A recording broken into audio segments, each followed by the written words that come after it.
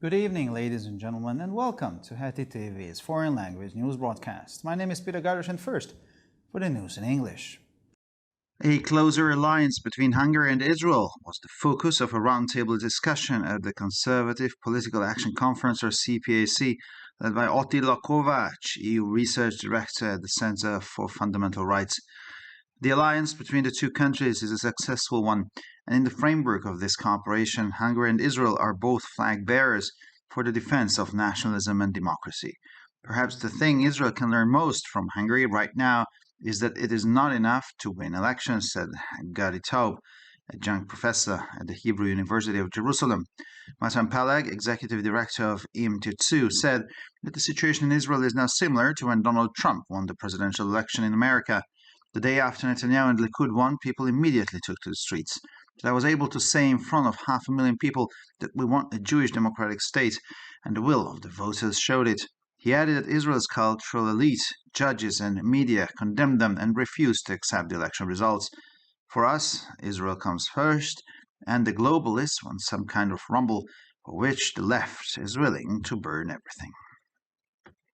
Well then, Israeli Minister of National Security Itamar Ben-Gvir confirmed that he will represent the Israeli government at the annual reception of EU representatives in Tel Aviv on Tuesday and will address the event. The minister's office, whose attendance at the reception is reported to have surprised EU representatives in Israel, issued a statement saying Ben-Gvir will use his speech to tell EU representatives that it is inappropriate for EU countries to fund initiatives against Israel Defense Forces soldiers and Israeli citizens. According to the statement, Ben-Gvir believes that even if the EU representatives do not support his views, as stated in their statement, they understand that Israel is a democracy and that in a democracy one is free to express one's opinion. The Director General of the Vienna-based International Atomic Energy Agency described as a potential emergency the evacuation of residents of some settlements in the Zaporizhzhia region, which also includes the town of Enerhodar, where the nuclear plant workers live. Rafael Gross said on the agency's website that the general situation in the area of Zaporizhzhia nuclear power plant is becoming increasingly unpredictable and potentially dangerous. I am deeply concerned about the actual nuclear safety and security risks for the plant. We must act now to prevent the risk of a serious nuclear accident and its consequences for the environment and the population, he said. Yevgeny Voletsky, the Moscow-appointed head of the administration of the 80% Russian-controlled region, justified his decision to evacuate by pointing out the intensification of artillery attacks by Ukrainian forces in the area in recent days. Units of the Wagner Group will receive ammunition and weapons to continue combat operations, announced Wagner leader Yevgeny Prigozhin.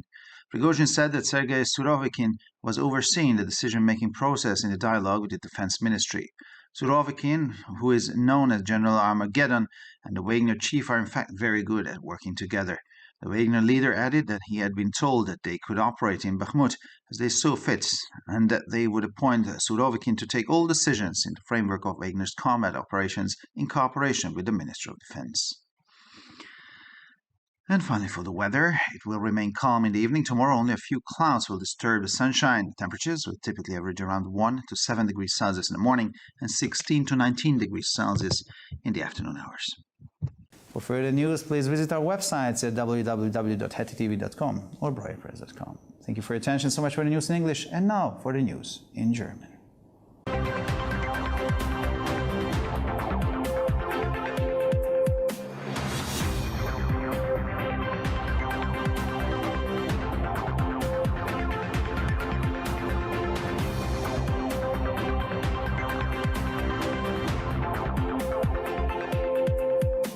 Schönen guten Abend, liebe Zuschauer. Mein Name ist Peter Gardish und nun zu den Nachrichten auf Deutsch.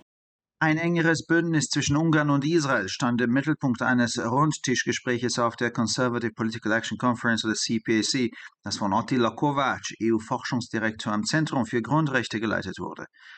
Die Allianz zwischen den beiden Ländern ist erfolgreich und im Rahmen dieser Zusammenarbeit sind sowohl Ungarn als auch Israel Fahnenträger für die Verteidigung von Nationalismus und Demokratie.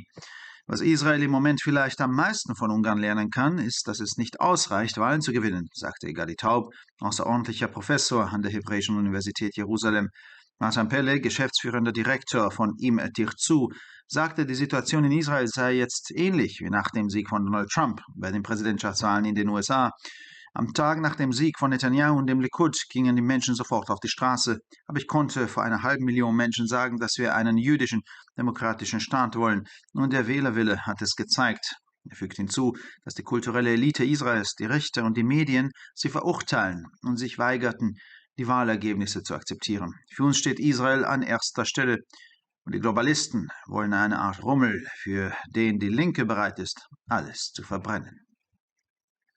Nun ja, der israelische Minister für nationale Sicherheit Itamar Ben-Gvir bestätigte, dass er die israelische Regierung beim Jahresempfang der EU-Vertreter am Dienstag in Tel Aviv vertreten und eine Rede halten wird.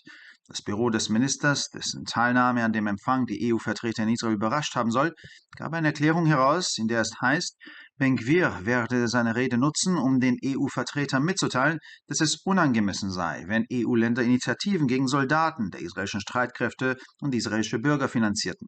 Laut der Erklärung glaubt Ben-Gvir, dass die EU-Vertreter, auch wenn sie seine Ansichten nicht unterstützen, wie in ihrer Erklärung dargelegt, verstehen, dass Israel eine Demokratie ist und dass man in einer Demokratie seine Meinung frei äußern kann.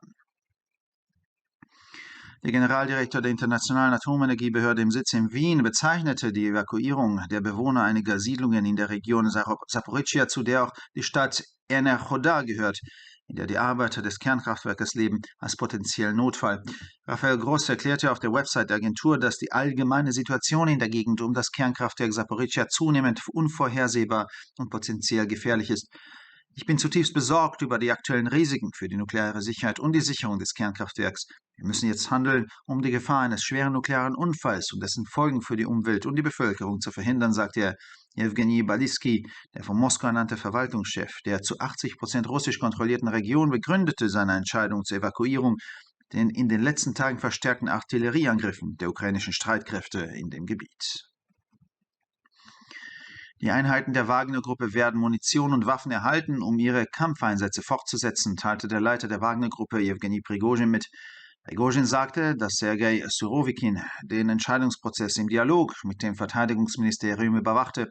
Surowikin, der unter dem Namen General Armageddon bekannt ist, und der Wagner-Chef arbeiten in der Tat sehr gut zusammen.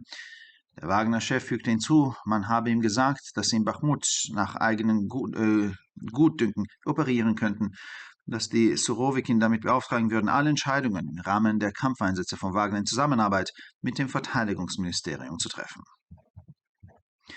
Und schließlich zum Wetter. Das Wetter wird am Abend ruhig bleiben. Morgen werden nur wenige Wolken den Sonnenschein stören. Die Temperaturen liegen im Durchschnitt bei 1 bis 7 Grad am Morgen und zwischen 16 und 19 Grad am Nachmittag. Für weitere Nachrichten besichtigen Sie bitte unsere Webseiten www.hettitv.com sowie www.breuerpress.com.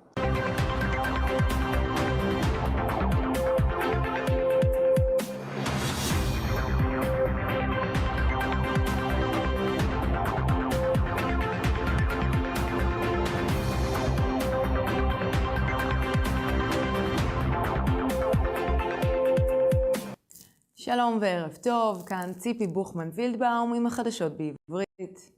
ברית הדוק יותר בין הונגריה וישראל עמדה במוקד דיון שולחן עגול של ועידת הפעולה הפוליטית השמרנית CPAC בראשות אטילה קובץ', מנהל המחקר של האיחוד האירופי של המרכז לזכויות יסוד. הברית בין שתי המדינות מצליחה, ובמסגרת שיתוף הפעולה הן הונגריה והן ישראל אל נושאות הדגל של הגנת הלאומיות והדמוקרטיה. אולי הכי הרבה שישראל יכולה ללמוד מהונגריה זה שזה לא מספיק כדי לנצח בבחירות. כך אמר גדי טאוב, עוזר פרופסור באוניברסיטה העברית בירושלים. מתן פלג, מנכ"ל אם תרצו, אמר כי המצב הנוכחי בישראל דומה לזה שבו ניצח דונלד טראמפ בבחירות לנשיאות באמריקה. יום אחד אחרי הניצחון של נתניהו והליכוד, אנשים הוצאו מיד לרחובות, אבל גם אני הצלחתי להגיד מול 500,000 איש שאנחנו רוצים מדינה יהודית דמוקרטית, מה שהוכח מרצון הבוחרים. הוא הוסיף כי האליטה התרבותית הישראלית, השופטים והתקשורת מגינים אותם ואינם מקבלים את תוצאות הבחירות. מבחינתנו ישראל היא הראשונה והגלובליסטים רוצים ערבוב כלשהו, בשביל זה השמאל מוכן לשרוף הכל.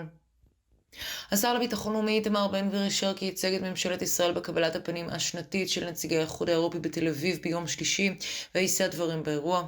לשכת השר שנוכחותו בקבלת הפנים הפתיעה על פי הדיווחים את נציגי ישראל של האיחוד האירופי, פרסמה הודעה לפיה בן גביר השתמש בנאומו כדי לומר לנציגי האיחוד האירופי שזה לא ראוי שמדינות האיחוד מממנות יוזמות נגד חיילי צה"ל ואזרחי ישראל.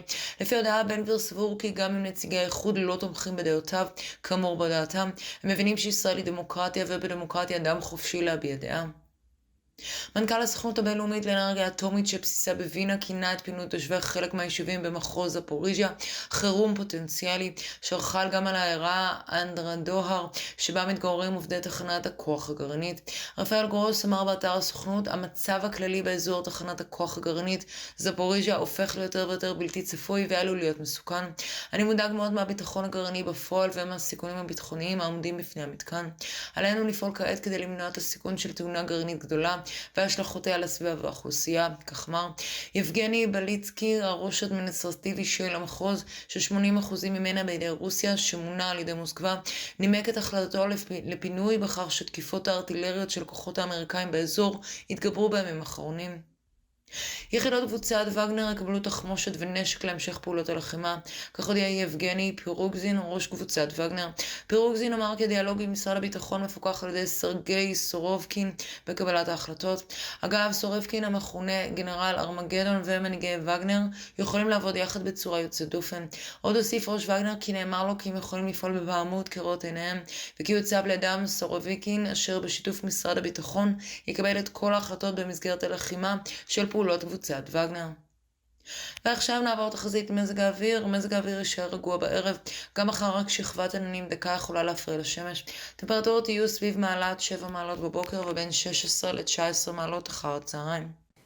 לחדשות נוספות, אנא בקרו באתרי האינטרנט שלנו, etitv.com או broyerpress.com. עד כאן החדשות, תודה שהייתם איתנו ושיהיה המשך ערב נעים.